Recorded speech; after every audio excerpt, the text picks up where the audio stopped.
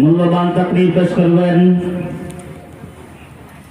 বড়ুয়া থানাধীন ঐতিহ্যবাহী আশরায়ে মুবাশশারা মাদ্রাসার সম্মানিত মুহতামিম হাফেজ মাওলানা জাহিদুল ইসলাম।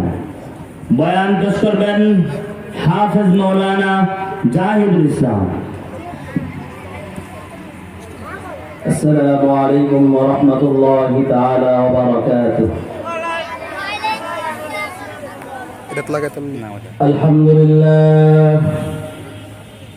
الحمد لله وكفى وسلام على عباده الذين اصطفى. أما بعد فأعوذ بالله من الشيطان الرجيم. بسم الله الرحمن الرحيم. يا أيها الذين آمنوا أنفقوا مما رزقناكم من قبل أن يأتي يوم لا بيع فيه ولا خلة ولا شفاعة والكافرون هم الظالمون. صدق الله العظيم. الحمد لله ثم الحمد لله. মহান রব্বুল আলামিন আমাদেরকে ধর্মপুর বাহরুল মাদ্রাসা 9তম ওয়াজ বার্ষিক ওয়াজ মাহফিলে আল্লাহ তাআলা আমাদেরকে দুনিয়ার মধ্যে সবচেয়ে এই ধর্মপুর বাহরুল এই ধর্মপুর এলাকার মানুষের ভাগ্য এত ভালো, আপনাদের কপাল আল্লাহ তাআলা এত সুন্দর করে দিয়েছেন, আপনাদের ভাগ্য আল্লাহ তাআলা এত সুন্দর করে দিয়েছেন যে মহান রব্বুল আলামিন চিন্তা করে দেখেন আল্লাহ তাআলা আপনাদের কপালটা কত পরিবর্তন করে দিয়েছেন, আপনাদেরকে আল্লাহ তাআলা কত ভাগ্যবান সৌভাগ্যবান বানিয়ে দিয়েছেন। আজ থেকে 20 বছর আগেও এই ধর্মপুর আমরা যে জায়গার মধ্যে বসে কথা বলতেছি আপনারা শুনতেছেন, এবং সামনে মসজিদ এবং সামনে মাদ্রাসা, এই যে আল্লাহ তাআলা এই দ্বীনি পরিবেশটা করে দিয়েছেন। আজ থেকে 16-17 বছর আগে এই জায়গার মধ্যে শুধু খেত ছিল, শুধু জমি ছিল, আল্লাহর ঘর মসজিদও ছিল না, মাদ্রাসাও ছিল না। আল্লাহ তাআলা আপনাদেরকে এত দয়া করেছেন, এত মায়া করেছেন যে আল্লাহ তাআলা এই খালি জমিনের মধ্যে আল্লাহর ঘরটা নির্মাণ করা গেছে। মানে সুবহানাল্লাহ।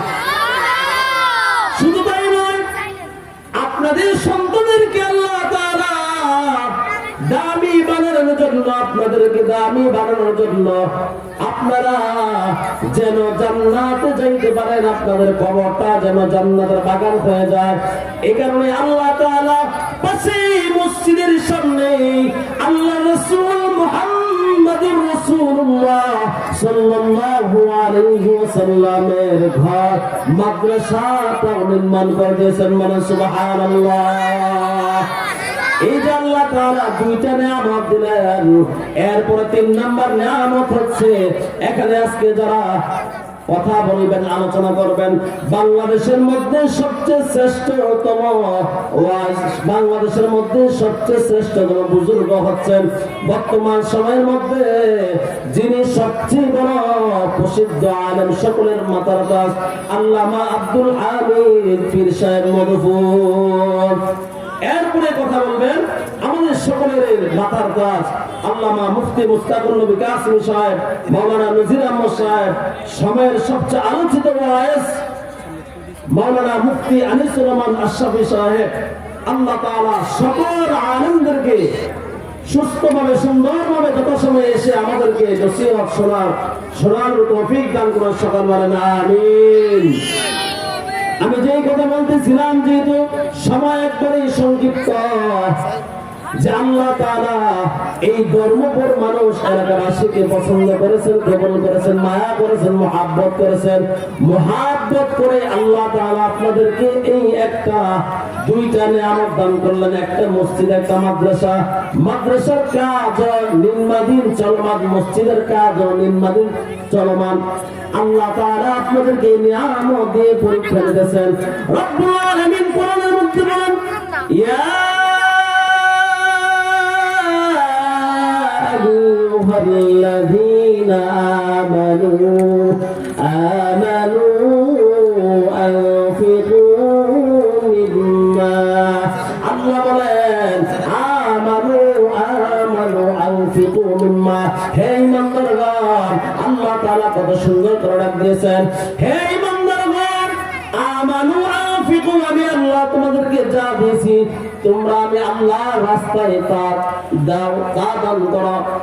আল্লাহ যা দিয়েছেন তার থেকে। এখন বলেন আমরা যে শ্বাস নিতেছি, নিঃশ্বাস নিতেছি, এই যে আমরা কথা বলতেছি, এগুলো কার দান? আল্লাহ। হাসপাতালের মধ্যে যখন কোন গর্ভবতী মা ভর্তি হয়ে যায়, অক্সিজেন শূন্য হয়ে অক্সিজেন না থাকে, তখন হাসপাতালের ডাক্তার, হাসপাতালের ম্যানেজার স্লিপ নিয়ে আসে যে আপনার স্ত্রীকে, আপনার বাবাকে, আপনার ভাইকে, আপনার বোনকে অক্সিজেন দিতে হবে। তবে অক্সিজেনের প্রতি ঘন্টায় 200 টাকা করে দিতে হবে। 1 ঘন্টা অক্সিজেনের দাম নির্ধারণ করা হলো কয় টাকা? 200 টাকা। এই যে আপনি সকাল ফজর থেকে এবং সারাদিন ঘুমের মধ্যে যে আমরা অক্সিজেন নিতেছি, কয় টাকা আল্লাহকে দিয়েছি? আল্লাহকে আমরা কোনো টাকা দিছি? কোনো টাকা দেই নাই। অথচ হাসপাতালের মধ্যে যদি আপনি যান, অক্সিজেন নিতে হলে আপনাকে প্রতি ঘন্টায় 200 টাকা করে দিতে হবে। তাহলে আল্লাহ তাআলা আমাদেরকে অক্সিজেন দিয়ে, ফ্রি অক্সিজেন দিয়ে আমাদেরকে বেঁচিয়ে রাখছেন। আল্লাহ তাআলা আমাদেরকে এত বছর পর্যন্ত বিনামূল্যে অক্সিজেন দিয়েছেন। এই যে আমরা যা কিছু দেখতেছি, আল্লাহ তাআলা বলেন, ইয়া আইয়ুহান নাসু উবুদু রাব্বাকুমুল্লাযী খালাকাকুম ওয়াল্লাযীনা মিন ক্বাবলিকুম লাআল্লাকুম তাত্তাকুন আল্লাযী জাআলা লাকুমুল আরদা ফিরাশান ওয়াস সামাআ বিনাআ। আল্লাহ বলেন এই আসমানটাকে আমি ছাদ হিসেবে বানাইলাম। এই জমিনের মধ্যে তোমরা কি খাইবা, কি খেবা না, কি করবা, আমি আল্লাহ এই কারণে আল্লাযী জাআলা লাকুমুল আরদা ফিরাশান ওয়াস সামাআ বিনাআ, আসমান থেকে রহমতের বৃষ্টি ফেলে, বৃষ্টি যখন জমিনের মধ্যে পড়ে তখন ফসল হয়। বৃষ্টির পানি যখন পুকুরের মধ্যে হয়, নদীর মধ্যে হয়, তখন মাছ হয় কি হয় না? রিজিকের ব্যবস্থা হয় কি হয় না? আল্লাহ তাআলা বলতেছেন আমি তোমাদের রিজিকের ব্যবস্থা করে দিয়েছি, তোমাদের কোনো টেনশন করা লাগবে না। আমি আল্লাহ তোমাদেরকে যা দিয়েছি, আনফিকু মিম্মা রাযাকনাকুম, তার থেকে তোমরা আমি আল্লাহ রাস্তায় ব্যয় করবা। তবে হ্যাঁ, কেমন ব্যয় করবা, কেমন দিবা? আল্লাহ তাআলা আরেক আয়াতের মধ্যে বলে, লা তানালুল বিররা হাত্তা তুনফিকু মিম্মা তুহিব্বুন। তোমার পকেটের মধ্যে 1000 কসকসা নোট আছে, আর এক পাশে 500 টাকার একটা পুরান নোট আছে। আল্লাহ তাআলা বলেন, লা তানালুল বিররা হাত্তা তুনফিকু মিম্মা তুহিব্বুন। তোমার যে পকেটের মধ্যে 1000 টাকার নোটটা আছে কসকসা, আমি আল্লাহর রাস্তায় ওই নোটটাই দান করো। বলেন সুবহানাল্লাহ। অর্থাৎ আমরা যখন দান করবো, কারটা দান করবো? আনফিকু, আল্লাহ যেটা দিয়েছেন। আমাদের সব কিছু কার? এই মিয়া, কিসের তো অহংকার, কিছু তো ভরাট। আপনি আল্লাহর সম্পদ আল্লাহর রাস্তায় ব্যয় করবেন, আপনার কেন কৃতজ্ঞতা? কারণ আপনি যখন আপনার মায়ের গর্ভ থেকে দুনিয়াতে আসছেন, কোন সম্পদ নিয়ে আসছিলেন? ওর সম্পদ তো দূরের কথা, এক টুকরা কাপড় নিয়ে আমরা মায়ের পেট থেকে দূরে আসতে পারি না। পারছি? অমূল্য হয়ে আসছি আমরা, এক টুকরা কাপড় জীবনেও নিজের লজ্জাস্থানটা ঢেকে আসতে পারি নাই। সবকিছু দান করছেন কে? আল্লাহ। সে আল্লাহ বলতেছেন ইয়া আইয়ুহাল্লাযীনা আমানু আনফিকু মিম্মা, আমি যা দিয়েছি তোমরা তার থেকে ব্যয় করো। এই কারণে আমি ধর্মপুর এলাকার মানুষকে আন্তরিকভাবে মোবারকবাদ জানাই, ধন্যবাদ জানাই। আপনাদেরকে আল্লাহ দুইটি নিয়ামত দান করলেন।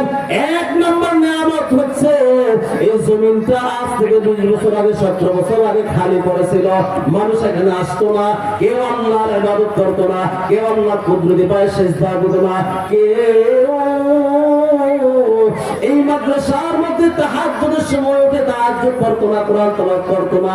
কিন্তু আল্লাহ তাআলা আপনাদেরকে এমন নিয়ামতের ব্যবস্থা করে দিয়েছেন যে আজ 3:30 বাজে 4টা বাজে যদি আপনি আসেন এই ধর্মপুর বাহাল্লুর মাদ্রাসায় এসে দেখবেন রাত 4টার সময় 3:30টার সময় মাদ্রাসার ছোট ছোট তালিবে আলেমরা কোরআন তেলাওয়াত করতেছে। মসজিদের মধ্যে গুনগুন গুনগুন কোরআনের শব্দ শোনা যায়। এদিক দিয়ে যখন আমরা গাড়ির মধ্যে থাকি তখন ছাত্রদের কোরআন তেলাওয়াতের আওয়াজ শোনা যায়, ছাত্রদের কান্নার আওয়াজ শোনা যায়। এইটাই বলে আপনাদেরকে আল্লাহ তাআলা এত বড় নিয়ামত দান করেছেন, এই নিয়ামতটা ধরে রাখাও আপনাদের কর্তব্য। এই কারণে আল্লাহ তাআলা আপনাদেরকে পাশাপাশি আরেকটা নিয়ামত দান করলেন। কাল কঠিন এই কবরের মধ্যে আপনার মা বাবা হাউমাউ করে কাঁদতেছেন, আপনার মা বাবা হাউমাউ করে কাঁদতেছেন, ওরে সন্তান দুনিয়ার মধ্যে তোর জন্য সব কিছুর ব্যবস্থা করে আসলাম, আজ আমি মা আজ আমি বাবা এই অন্ধকার কবরের মধ্যে আটকে আছি গুনার কারণে। তুমি কি পারো না আমি মার নামে আমি বাবার নামে সারা সব পাঠাই দে? তুমি সন্তান যদি আমি মায়ের নামে আমি বাবার নামে সারা সব পাঠাও, তাহলে ফেরেশতারা আমি মা আমি বাবার কবরের মধ্যে সারা সবটা নিয়ে আসে।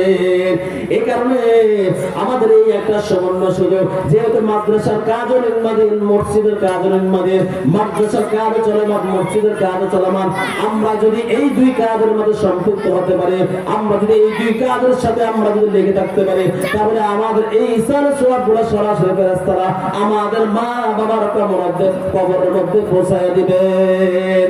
আল্লাহ তাআলা আমাদেরকে বেশি বেশি করে ইসার সওয়াব আম্মা কবর পাঠানো তৌফিক দান করে সবার বলে আমিন। এরপরে যে আমাদের এই ছোট ছোট কোরআনের হাফেজদেরকে আল্লাহ তাআলা যেন হক্কানি আলেম হিসেবে কবুল করে সবার বলে আমিন। ওয়া আখিরু দাওয়ানা আলহামদুলিল্লাহি রাব্বিল আলামিন। ওয়াসসালামু আলাইকুম ওয়া রাহমাতুল্লাহি ওয়া বারাকাতুহু।